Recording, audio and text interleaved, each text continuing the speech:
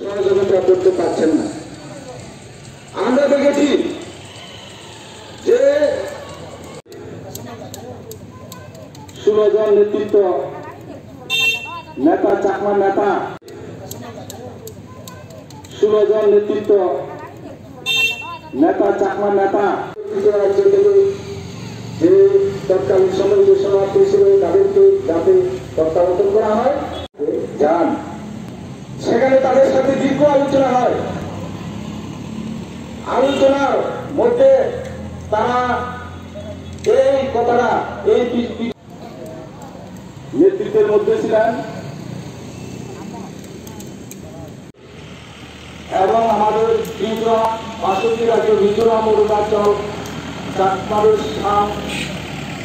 জাতির যে নেতৃত্বরা অনেক অক্লান্ত পরিশ্রম করেছেন, তার মধ্যে আজকে আমরা আমাদের চাকমা সামাজিক ত্রিপুরা রাজ্য চাকমা সামাজিক পরিষদের পক্ষ থেকে এটা আমরা সিদ্ধান্ত নিয়েছি যে আমরা সারা ত্রিপুরা রাজ্যের মধ্যে আজকে একই দিনে একই সময়ে আমরা যে 6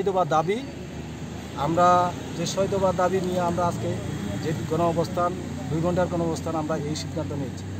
এই 6 দফা দাবিগুলো আজকে নতুন নয়, আমরা দীর্ঘদিন বিগত সরকারের আমলেও আমরা অনেক দাবি করে আসছি এবং বর্তমান সরকারের কাছেও আমরা এগুলি শান্তিপূর্ণ গণতান্ত্রিক উপায়ে আমরা এই দাবিগুলো করছি। 2 ঘন্টার গণঅবস্থান এটা আমাদের আজকে শেষ নয়।